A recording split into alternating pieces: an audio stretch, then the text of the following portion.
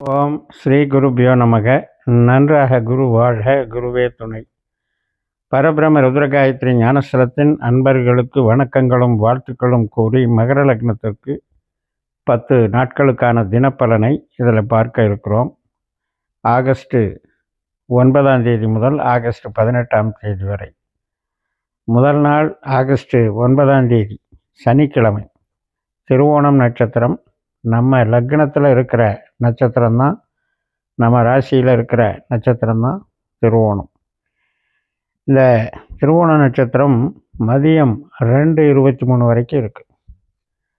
இன்றைய நாள் நமக்கு தெய்வீகம், அன்பு, பாசப்பரிமாற்றம், கலைகள், குழந்தைகள், உறவுகள் சார்ந்த ஈடுபாடு அத்தனைக்கும் நல்லா இருக்கும்.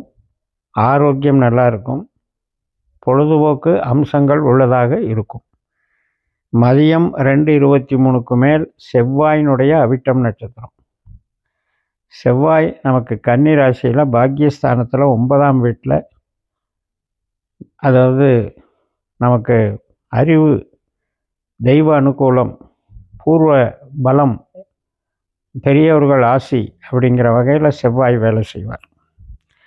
இந்த செவ்வாய் அஷ்டமாதிபதி என்று சொல்லக்கூடிய சூரியனுடைய சாரத்தில் நட்சத்திரத்திலையும் கேதுவனுடைய உபநட்சத்திரத்திலையும் இருக்கின்றபடினால இன்றைக்கு நாம் சந்திக்கக்கூடிய நபர்கள், பெரிய மனிதர்கள், முன்னோர்கள், பெரியவர்கள், இதெல்லாம் நமக்கு சப்போர்ட்டிவாக இருக்கும்.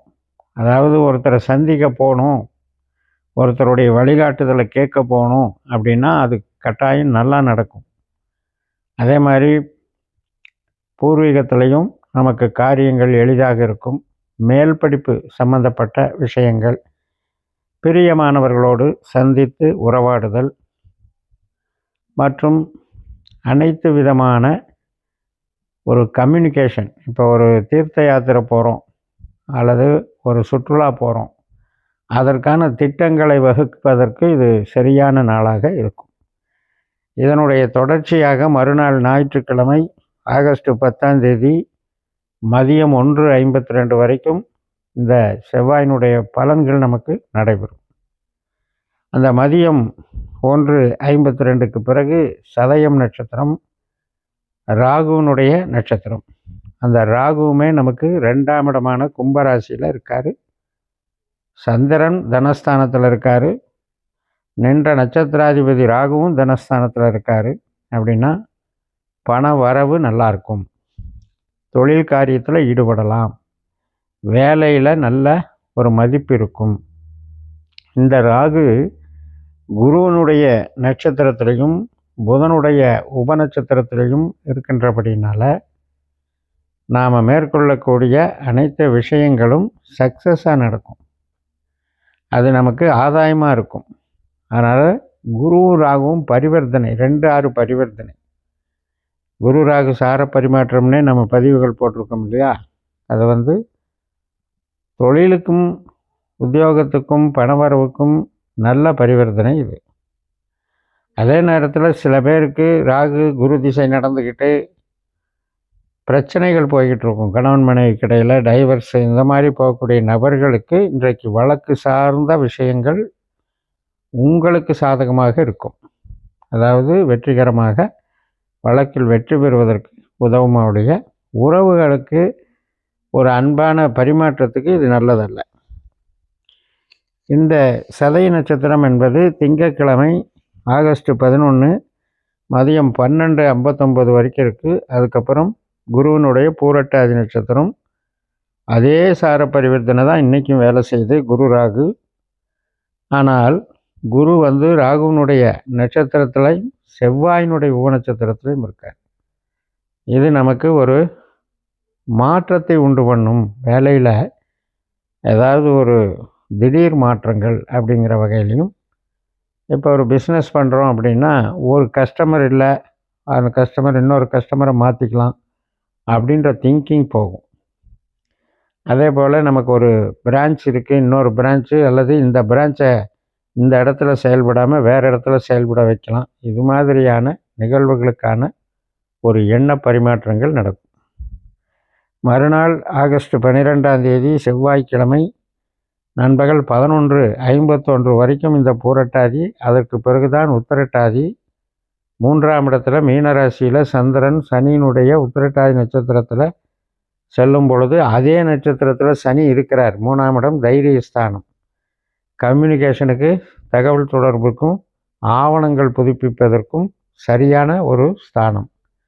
அந்த இடத்துல சனியோட சந்திரன் சேர்றாருன்னா ஆவணங்கள் சம்மந்தப்பட்ட டீலிங் நடக்கும். அது அக்ரிமெண்ட் போடுறதா இருக்கட்டும், அல்லது நம்ம டிக்கெட்ஸ் ஏதாவது புக் பண்ணுறதா இருக்கட்டும், நம்முடைய சர்டிஃபிகேட் சம்மந்தப்பட்டதாக இருக்கட்டும், நல்லா நடக்கும். புதனும் 7ஆம் வீட்டில் அந்த சனியினுடைய இன்னொரு நட்சத்திரத்தில் இருக்கிறதுனால இந்த 3ஆம் இடத்துக்கும் 7ஆம் இடத்துலையும் புதன் சனி பார்வை அப்படிங்கிறது ஏற்படுறதுனால இது மெயினாக பிரயாணத்துக்கோ அல்லது ப்ராஜெக்டுக்கோ சப்போர்ட் பண்ணக்கூடிய ஒரு அமைப்பு. மறுநாள் ஆகஸ்ட் 13 புதன்கிழமை ரேவதி நட்சத்திரம் காலையில் 10:32க்கு தொடங்குகிறது. புதனுடைய நட்சத்திரம்.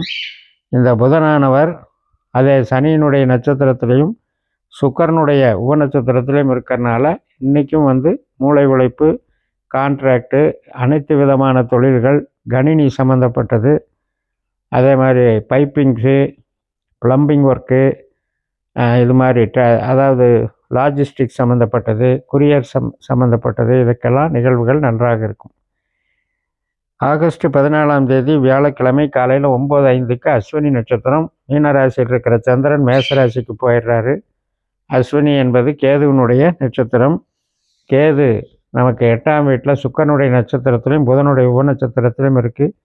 எதிர்பாராத திடீர்னு கஸ்டமர் வர்றது அல்லது திடீரென்று ஒருத்தரை ஒரு விஷயத்தை எடுத்து செய்கிறது, ஒரு பிரச்சனை தீர்வுக்கு வர்றது, ரொம்ப நாளாக ஒரு டென்ஷன் இருந்துகிட்ருக்கு, அந்த டென்ஷன் திடீர்னு எப்படியோ ஒரு சால்வ் ஆயிடுச்சு அப்படிங்கிற ஒரு மன திருப்தி ஏற்படக்கூடிய நாளாக இருக்கிறது. ஆகஸ்ட் 15ஆம் தேதி வெள்ளிக்கிழமை பரணி நட்சத்திரம் காலையில் 7:35க்கு தொடங்குகிறது. சுக்கரனுடைய நட்சத்திரம். சுக்கரனும் நமக்கு குருவோடு சேர்ந்திருக்கிறார். நமக்கு 6ஆம் வீட்டில் குருவோட சேர்ந்துருக்காரு, சேர்க்கை பெற்றிருக்காரு. குருவனுடைய நட்சத்திரத்தில் இருக்கார். குருவுமே குருவனுடைய நட்சத்திரத்தில் இருக்கிறனால இன்றைக்கும் எதிர்பாராத வேலை மாற்றங்கள், எதிர்பாராத இன்டர்னல் சேஞ்சஸ் நடக்கும். திடீரென்று ஒரு கடனை அடைபடுறதுக்கோ நல்லாயிருக்கும். வழக்குகளில் ஒரு சுமூகமான ஒரு காம்ப்ரமைசிங் ஏற்படும். அதே மாதிரி நோயிலிருந்து விடுபடக்கூடிய தன்மையும் இன்றைக்கு நன்றாக இருக்கிறது. ஆகஸ்ட் 16ஆம் தேதி சனிக்கிழமை கிருத்திகை நட்சத்திரம் காலையில் 6:05க்கு தொடங்குகிறது. 1 பாதம் மேஷராசி, 3 பாதம் ரிஷபராசியில் இருக்கிற நட்சத்திரம். அதனால் சந்திரன் நமக்கு 5ஆம் இடத்துல இருக்கார். சூரியனை போல செயல்படுகிறாரு. சூரியன் நமக்கு 7ஆம் வீட்டில் புதனுடைய நட்சத்திரத்திலையும் சனியினுடைய உபநட்சத்திரத்திலையும் இருக்கிறனால இன்றைக்கும் திருமணம் தகவல் சம்மந்தப்பட்ட நிகழ்வுகளுக்கெல்லாம் நல்லா இருக்குது. அனைத்து விதமான ஈவெண்ட் மேனேஜ்மெண்ட்டு செய்கிறவங்க, பொதுஜன தொடர்பான காரியங்கள் செய்கிறவங்க, அரசு விழாக்கள், இது சம்மந்தப்பட்ட நிகழ்வுகளுக்கெல்லாம் நல்லா இருக்குது. ட்ரிப்பு போயிட்டு வர்றதுக்கும் நல்லாயிருக்கு. ஆகஸ்ட் 17ஆம் தேதி ஞாயிற்றுக்கிழமை ரோஹிணி நட்சத்திரம். 5ஆம் இடத்துல சந்திரனாகவே செயல்படுகிறார். அது நமக்கு சுபகாரியங்களுக்கு நன்மை இருக்கும். தெய்வ வழிபாட்டிற்கு, இஷ்ட தெய்வ வழிபாட்டிற்கு நன்மை இருக்கும். குழந்தைகள் சம்மந்தப்பட்ட வகையில் சுபமாக இருக்கும். படிப்பு சார்ந்த நன்மைகள் எல்லாம் ஏற்படும். நல்ல வகையில் இன்றைக்கி பொழுது போகும். இன்பமான நாள். ஆகஸ்ட் 18ஆம் தேதி திங்கட்கிழமை மிருகஸ்ரீஷ நட்சத்திரம். நைட்லேயே ஆரம்பிச்சிருது. செவ்வாயினுடைய நட்சத்திரம். மறுபடியும் செவ்வாய் நமக்கு பாக்கியஸ்தானத்தில் இருக்கிறாரு. செவ்வாய் சந்திரனுடைய நட்சத்திரத்தில் இருக்கார். ராகுனுடைய உபநட்சத்திரத்தில் இருக்கார். அதனால் பெரியவர்கள் அல்லது பூர்வீகத்திலிருந்து, தந்தை வர்க்கத்திலிருந்து ஏதாவது நமக்கு பொருளுதவி கிடைக்க வேண்டியிருந்தால் கிடைக்கும். அதே மாதிரி அனுகூலமான நாள். ஒரு மேனேஜ்மெண்ட் பண்ணுறவங்க, மார்க்கெட்டிங் பண்ணுறவங்க, அது மாதிரி கமிஷன் வகை பண்ணுறவங்க இன்றைக்கி கமிஷன் தொகை கிடைப்பதற்கான ஒரு நல்ல நாள் என்று கூறி நிறைவு செய்கிறேன். இந்த சேனலை சப்ஸ்கிரைப் பண்ணி ஷேர் பண்ணுங்கள். உங்கள் தனிப்பட்ட ஜாதக பலாபலன்களை என்னுடைய வாட்ஸ்அப் நம்பரில் தொடர்பு கொண்டு பலன் பெறுங்கள். உங்களிடமிருந்து விடைபெறுகிறேன். உங்கள் ஜெயம்எஸ். நன்றி, வணக்கம்.